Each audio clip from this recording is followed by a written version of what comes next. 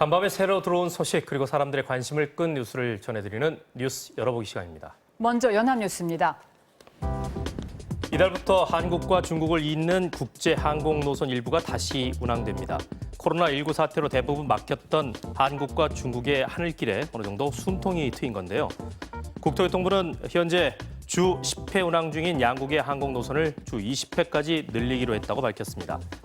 중국 정부는 코로나19 해외 유입을 막기 위해서 지난 3월 말부터 항공사당 1개의 노선을 일주일에 한 번만 운항하도록 했는데요. 이달부터는 인천에서 광저우, 제주에서 시안까지 가는 노선 등 4개의 노선을 추가해 운항할 예정이라고 합니다.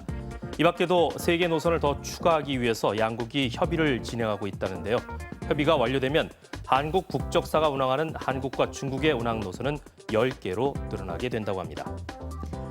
다음은 서울신문입니다.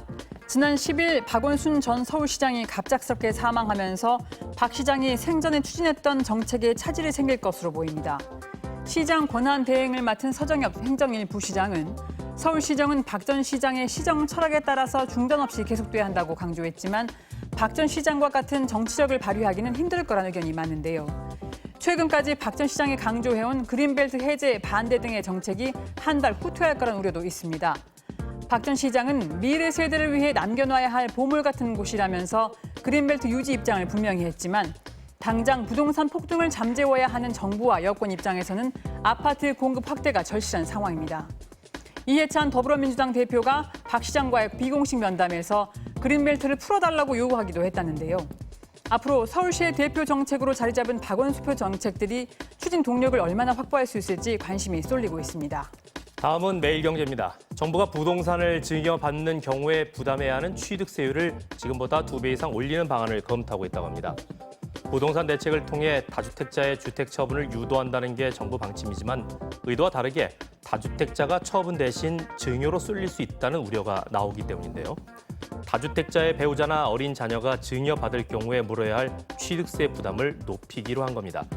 일반적인 주택 매매 거래의 취득세율은 1에서 3% 수준이지만 상속이나 증여로 주택을 취득할 경우엔 다릅니다. 증여 시 취득세는 기준 시가에 대해 단일 세율로 3.5%를 물리는데요. 관건은 다주택자의 증여 재산에 적용되는 취득세율을 얼마나 더 높여야 증여할 때 느끼는 세금 부담이 양도할 때 느끼는 세금 부담에 가까워지느냐는 겁니다.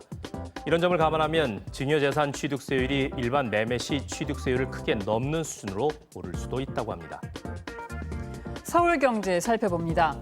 정부의 부동산 대책 발표 이후 집값 안정이라는 정부 의도와는 전혀 다른 모습이 보이고 있다는데요. 물론 더 지켜봐야 되겠지만요. 강남 일대는 버텨보자는 분위기가 더 강해지면서 전세를 월세로 전환하려는 움직임이 확산되고 있고 강북과 서울 외곽 지역에서는 오히려 호가를 더 높여서 집을 내놓는 사례도 있다고 합니다. 이번 대책으로 집을 사지도 팔지도 보유하지도 못하게 되는 강남의 다주택자들은 정부가 양도세와 보유세, 취득세를 모두 올려 선택의 여지를 없앴다는 불만이 많다는데요. 처분도 녹록지 않다 보니 팔지 않고 버티거나 자녀에게 증여하는 경우도 상당할 것으로 보입니다. 또 보유세 인상에 이어서 임대차 3법 소급 적용까지 겹치면서 전세를 더 올리거나 월세로 전환하려는 집주인들이 늘고 있다는데요. 전세의 월세화가 진행되면서 서민 주거는 불안해지고 세입자들의 부담이 더욱 커질 거란 우려도 나오고 있습니다. 끝으로 조선일보입니다. 한국에서 일하던 외국인 근로자 약 13,000여 명이 오도 가도 못하는 신세가 됐습니다. 취업 비자의 체류 기간은 다 끝났는데 외국인 근로자의 고국에서 코로나 바이러스 유입을 막겠다고 항공편을 중단시켰기 때문입니다. 베트남과 방글라데시는 지난 5월 중순부터 국제선 운항을 모두 중단했고 파키스탄은 일부 국가에 한해서 운항을 재개했지만 한국은 대상이 아닙니다. 우리 정부도 난감하긴 마찬가지입니다.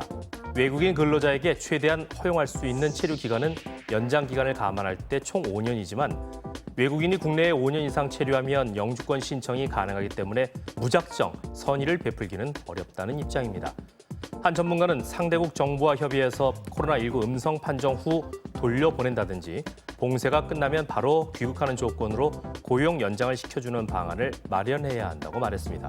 지금까지 뉴스 열어보기였습니다.